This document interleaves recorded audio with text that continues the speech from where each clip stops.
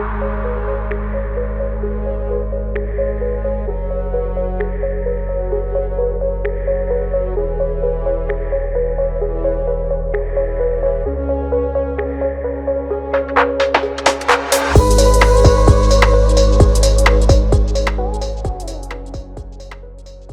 too particularly building my fundraising capacities.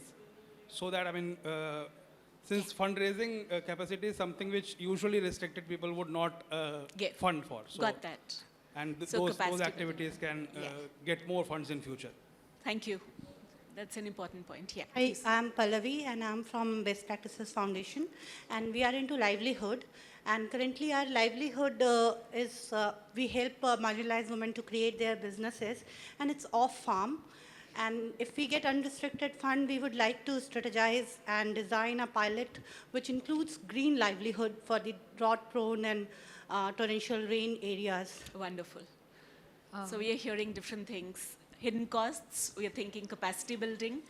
We are looking at new programs or new research ideas, new piloting. Yes, please go ahead. Good morning, everybody. My name is Malay Kumar. I am working with Prayatna Sanstha. We are working on multiple issues.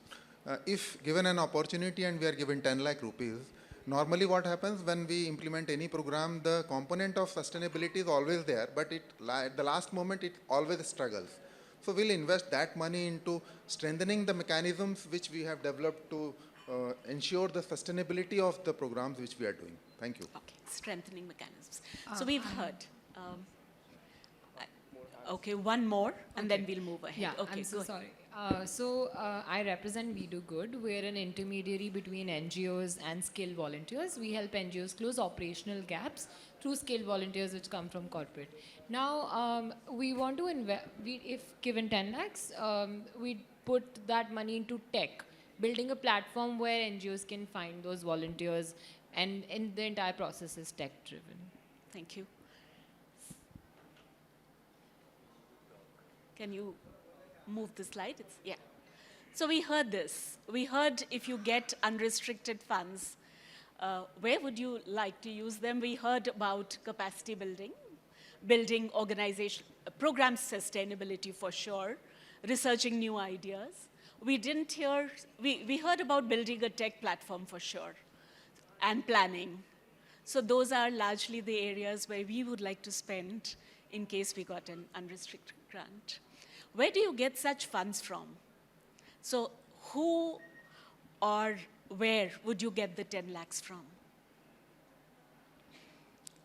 Typically, if you want to try out new things, if you want to build capacity of the people in the organization, yeah, if you want to research, where is it that you find such funds?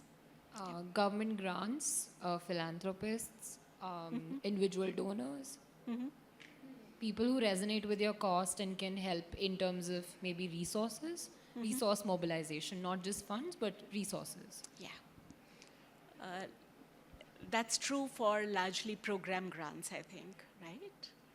But if you were to look at unrestricted grants, if you were to look at free money, what do you do? What do organizations typically do?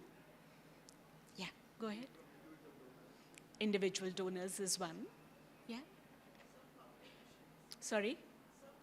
Sub-foundations. So individuals and foundations, yeah. And fundraising events. Next, yeah, sorry. Please go back. It's not working. Please go back. Yeah. So you've seen sale of products and services. Some of the organizations offer consulting services or services to other organizations. You've seen organizations selling products, fundraising events that someone spoke about, donations from individuals which are less restrictive, and also applying for unrestricted grants. And we'll largely be speaking about the last one today. So when we're talking about unrestricted and restricted, where does the difference lie primarily? If we were to speak about restricted, what is the kind of image that comes to your mind? What are restricted grants? Specific to the project. What else? What does it mean? Underlying something that is directed to a particular project, what does it typically mean for the organization, for the nonprofit? Yeah, Utilization, which is exactly according to the bid. right. So reporting requirements, yeah.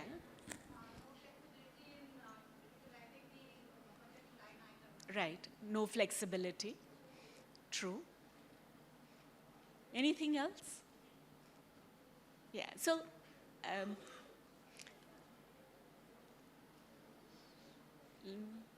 like you just shared, it can only be used for a particular purpose or a project.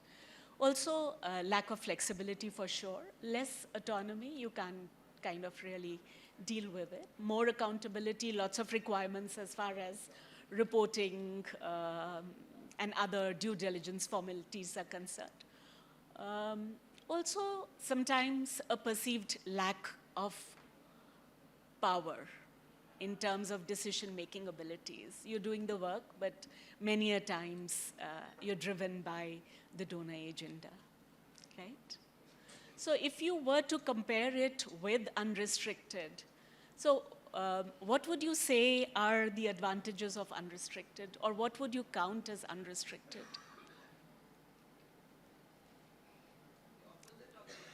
Yeah, the opposite of this, for sure. Yeah.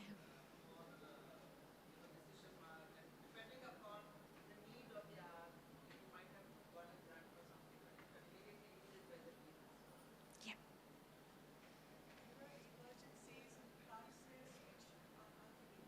Right, for sure. So any aspect can be used for any aspect of the organization's work as long as it's aligned with your overall mission. You can allocate resources wherever you want. So like you mentioned, they can help weather financial challenges. I think the most important point is underlying it is the relationship between a donor and the nonprofit. It comes from a space of trust, of collaboration, rather than compliance and control. Yeah? So what, yeah. And it's been proven. So what we're talking about in terms of results as well, both outside as well as within India, it's been proven that it helps organizations increase their impact, the program effectiveness.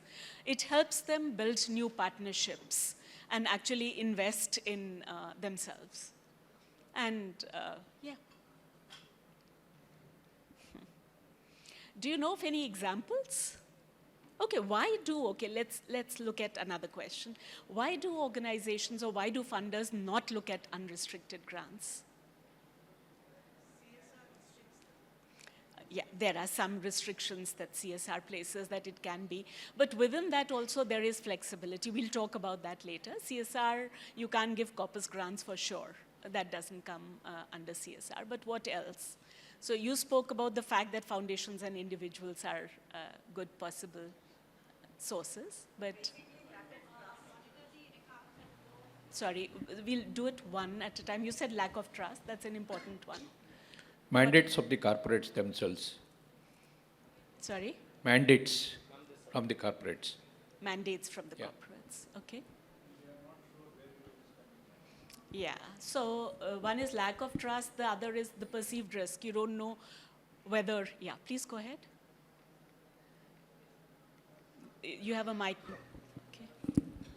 Yeah, so basically, I think it's a low confidence. We feel, okay, you're going to spend a lot of time trying to get the unrestricted grant, and it may go for a waste because of the success factor, low success factor we have. Yeah. So we're like, we may as well try corporate funding where we are sure that, we'll be more successful. I think unrestricted grant can make people complacent. Like NGOs can become really complacent if they know that the funding is going to flow in and might not invest in areas of support can also put that money into maybe areas which might not require a lot of funding because they have access to funding. Well, that's a controversial statement, but that could be coming from a funder perspective. But I would say, and maybe feel free to counter that as well. I think, or would you believe that the people working with communities know best where the money is needed, right? So understanding where to spend, whether it is on the programs or to make the programs more effective on the organizational areas. Yeah, Go so ahead. if you're applying for foundations for unrestricted grant, it would depend on, of course, a long-standing relationship, and also it has to be a shared vision. Like the foundation that is giving you the grant should also kind of agree with the vision for which it is giving the grant for the organization. But if it's a shared vision and relationship, and I think it's easy to access unrestricted grants. So we are hearing both challenges. We are hearing about a funder perspective, and the kind of challenges that you experience. We're also hearing about what kind of helps in getting there.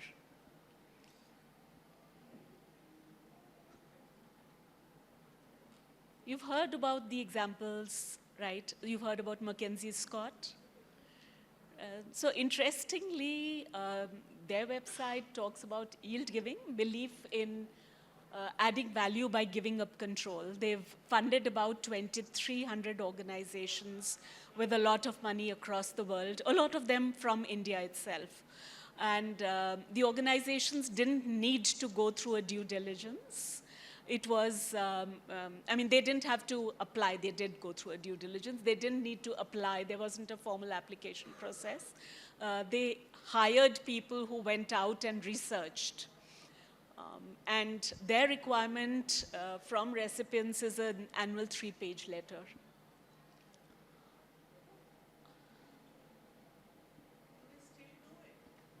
They're doing it. Yeah. They started about 3 years, 4 years back only. No,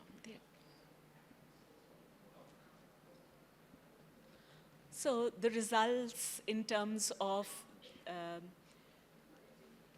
please go back. Go back to the last slide.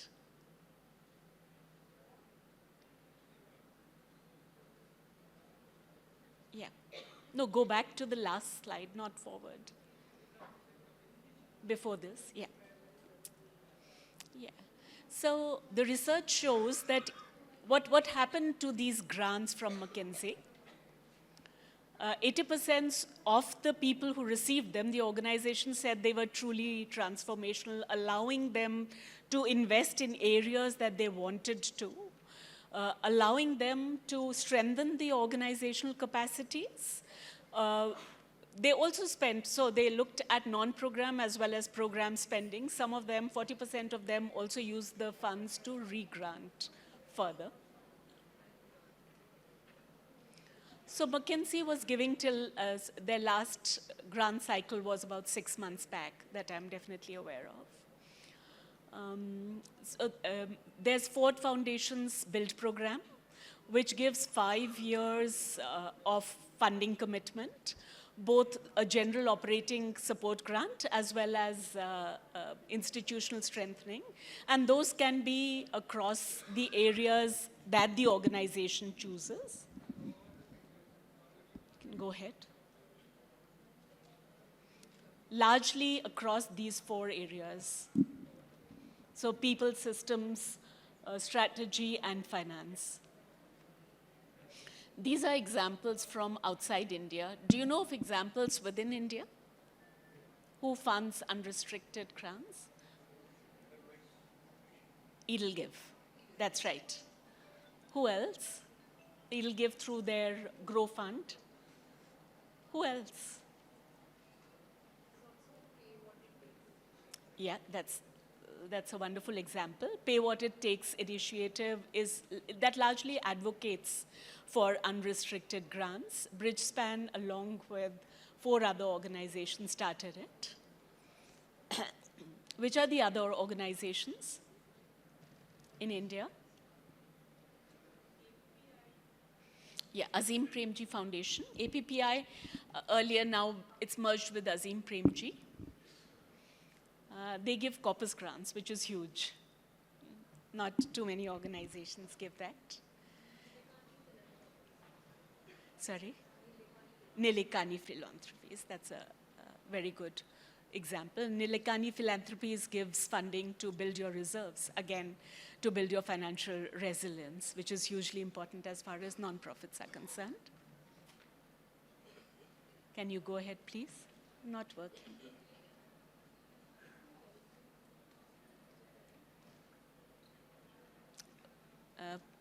Prior, ठीक है. So largely Nilikani philanthropies that came up, but Mariwala Health Initiatives, Rain Matter Foundation.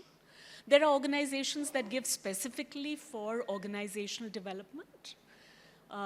Some of them earmark. So we were speaking about CSR and the kind of restrictions that they have. So some of the organizations then give a percentage of the funds, their CSR grants, for organizational development. So that's how they go around that. And post-COVID saw both grow and rebuild India to give unrestricted grants to organizations. We spoke about Azim Premji Foundation, and and Rohini Nilikani Foundation, Philanthropies. Will you go ahead? Next. If you look at so who promotes this kind of philanthropy? In India, we just heard about the Pay What It Takes initiative. That's working both with funders as well as nonprofits. Overseas, you'll find very good information on these two, which is Trust-Based Philanthropy Project, which originated from the US, and IVAR. They say that we listen and we learn and we share. So that's based out of the UK, and this is our own Indian initiative.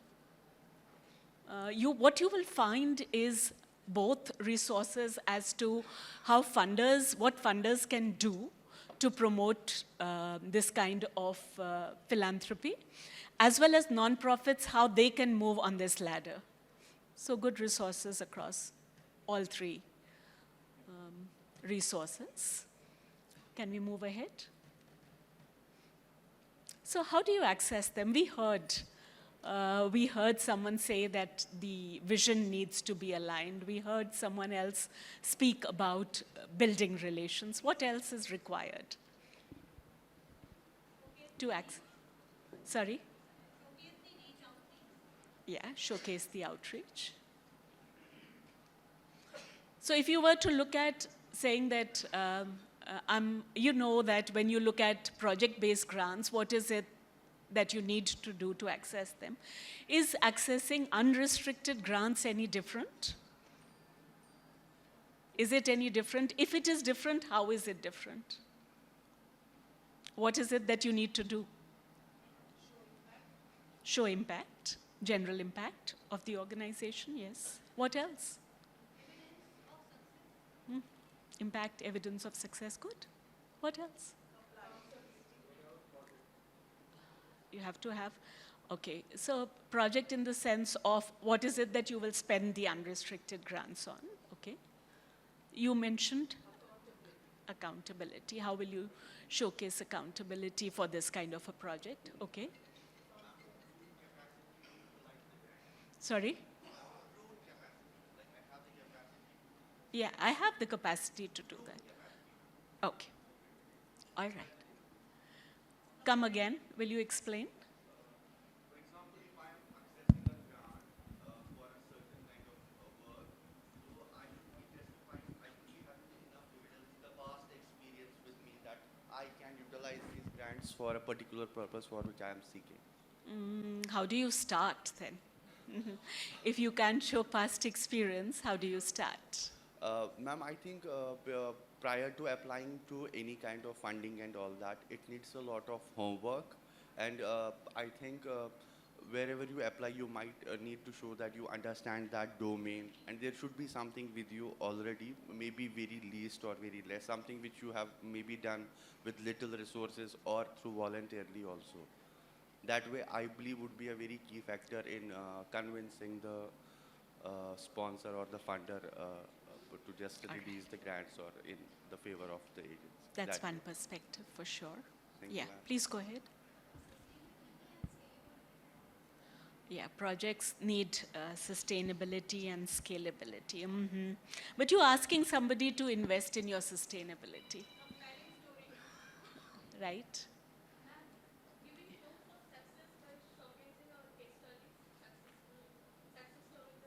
Yeah, so showing impact, showing that you're worth it is definitely very, very important. Cultivating the relationship and, one of the success we had was showing the genuinity. Yeah. Those are, yeah, authenticity is important. Having a strategy and a plan, very important. So in general, that are you a compliant? So in terms of basic organizational due diligence for sure. Could we go to the next slide?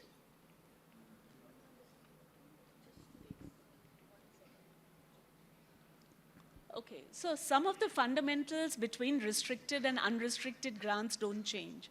So you do need to understand what the regulatory environment in the country is, who are the donor types, what does the ecosystem look like, so, what are the expectations as far as nonprofits are concerned. That stays the same. What else stays the same? You need to understand. It's not moving, can we, sorry. Go to the previous slide, please. Yeah. We spoke about the fundamentals in terms of understanding the environment, understanding the alignment. So we spoke about who are the donors who are more aligned or more possible partners as far as this kind of grant, these kind of grants are concerned.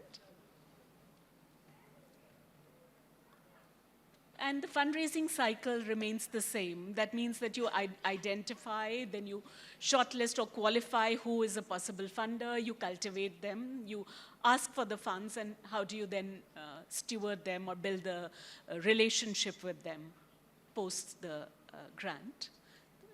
So these are the fundamentals. But in addition, and some of you brought those points up beautifully in terms of saying, do I understand, because here we are not speaking about a program, typical project. We are talking about the organization here. So have we done an identification and understanding of our own needs? Do we know our own costs? And here are two websites or two links that may help you. So Bridgespan, and we spoke about the Pay What It Takes initiative. They've come up with a terminology or a directory of how do you look at costs. And there is another site which talks about how do you calculate or how do you present your financial information. So those are two important websites that you could look at. Here is the terminology. When you look at costs, one is, of course, and we understand those in our own lexicon. We use them in our budgeting. We use different kind of terminologies. The program costs are the direct costs when we look at costs for an organization. The core costs are your indirect costs. So your rental, your people, those are your core costs. Organizational development is investment into what you want to do. So building capacities, and many times there is some overlap between core costs and organizational development. You may invest in building a team or building capacity today, and next year the team will become your recurring core cost. And you have financial resilience, which is about, and it includes a lot of things. It includes about diversifying your fundraising sources. It includes budgeting, but it also includes building your financial reserves. So what are true costs? True costs are a combination of all the costs put together. So we spoke about, have we identified our needs? Do we know our costs? And how do we then move up the ladder of unrestricted grants? So would people give you, and 10 lakhs is not so huge, would people give you 10 lakhs without, somebody spoke about prior experience, prior history. So the first thing, or if you look at the ladder, where do you move from? So the first thing is you look at multi-year grants. You look at saying, can we increase, and we are all constrained by it, but can we increase the percentage that we ask for as far as overhead costs are concerned? Can we look at investment in organizational development? So asking for investment in organizational development and asking for the building of financial reserves. So moving up the ladder before you reach that place of trust and collaboration where the people give completely unrestricted grants. And we were speaking about what is it that funders typically look for. And this is one of the funders saying, these are our benchmarks, that the organization knows their work, knows the community, knows the need and the solution, the governance, the leadership is fine, and financially things are in place, and we'll back them. So that is as far as the formal presentation goes. We have about, I think, another 5 minutes, so we can take questions, or we could take actual sharing of anyone who's got unrestricted grants, so their experience of what helped get them those grants. So we could, yeah, please go ahead. Ma'am, there used to be what is called as payroll giving. Right. So that also I think is unrestricted grants, but I don't know in the last 2 years whether it's happening in the market. If someone is getting payroll giving, then it would be good to hear. Yeah, payroll giving is largely individual giving from companies. Most of the organizations do give projects which are linked to payroll giving, but some of them give unrestricted in terms of the overall organization as well, both ways. Give India and CAF, which is now known as One Stage, used to do them largely. Yeah. But anyone here has experience of payroll giving, like she was asking, or anything else in terms of your experience of unrestricted grants? Yeah, please go ahead. Hi, I am Aditi from United Way, Mumbai. We run payroll programs, and the kind of programs we are running with the corporates are not unrestricted. There are designated programs towards which employees are contributing, and why this is important is because there needs to be a donation appeal, right? So there is typically a pledge form that they would fill, or there would be an intranet page where they would go, employees would go and do their sign-ups. So a donation appeal is very important. So that could either be for the meals, for the therapies, aid assistance of the beneficiaries. So as far as my experience goes of 8 years in the organization, payroll is, and this is with 5-6 corporates, payroll is not unrestricted, in my opinion. Thank you. Anybody else?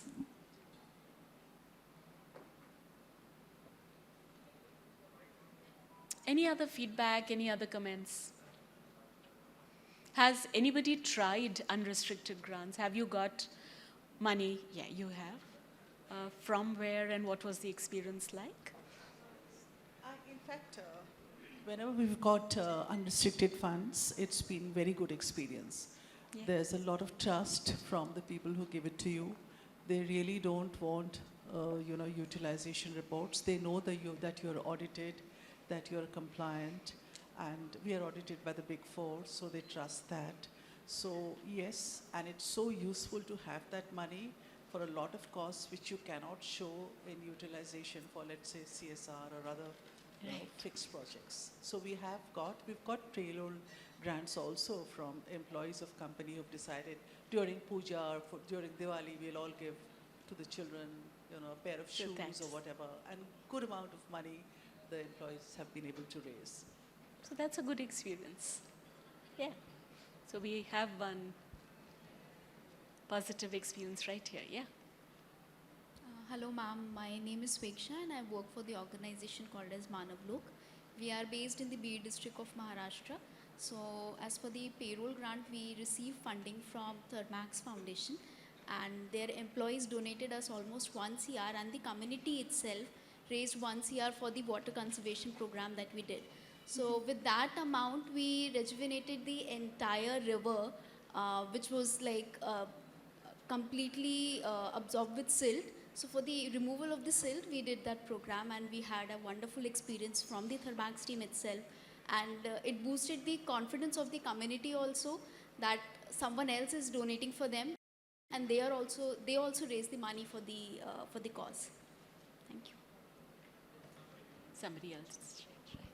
Hi, we got 2 unrestricted funds, but thing is that before that unrestricted fund came, we worked for those with those funders for like 3-4 years strictly on restricted budget, and the trust was built over the period of time, and from last 2 years we got the unrestricted fund.